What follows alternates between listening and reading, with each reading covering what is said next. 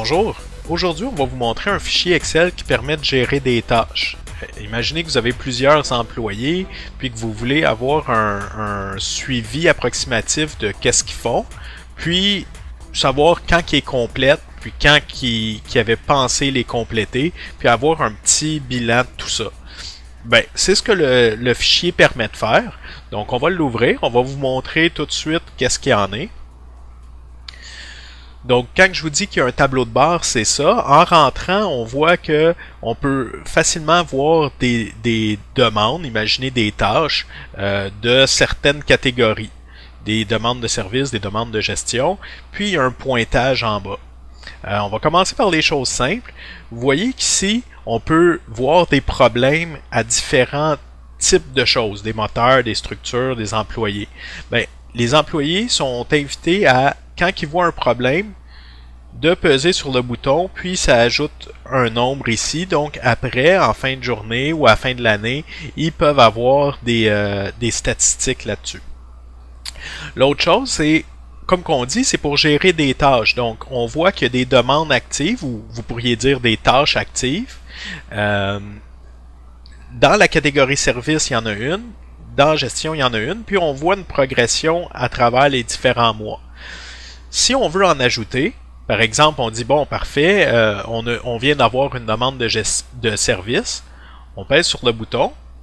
Automatiquement, ça va remplir différents champs, puis ça nous prépare à rentrer une nouvelle tâche, c'est-à-dire, première chose, on va mettre la priorité de la tâche. On va dire que c'est très important. Faire une vidéo pour futurs clients. Ça a été créé, vous avez vu, ça l'a mis la date automatiquement. On va dire que le demandeur, c'est FB Info. Combien de temps que ça va prendre? On va dire de 4 à 8 heures. Quand on prévoit le finir? Aujourd'hui. Puis là, c'est pas fini encore.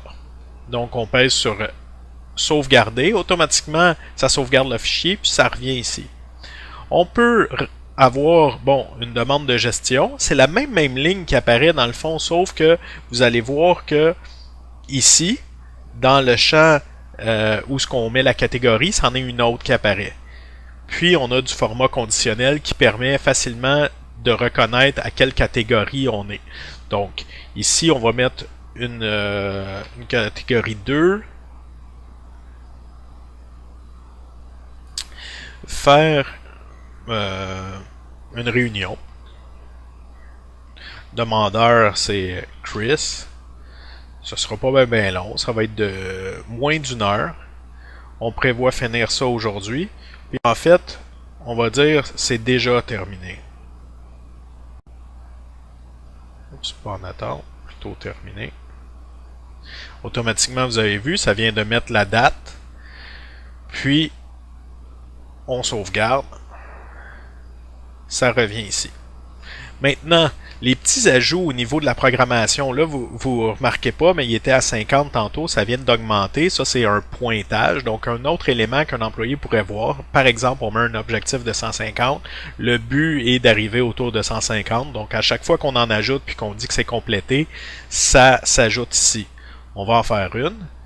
Je vais vous montrer quelque chose d'autre. C'est que quand on arrive ici, si on dit, bon, ben parfait, on sauvegarde tout de suite, mais qu'on n'a rien rentré, ben, ça va dire la dernière demande n'a pas de description. Si vous appuyez sur OK, celle-ci sera effacée. Fait qu'il y a un mécanisme qui regarde automatiquement où ce que c'est, s'il y avait du contenu, puis ça l'efface dans le cas échéant où ce qu'il n'y en avait pas.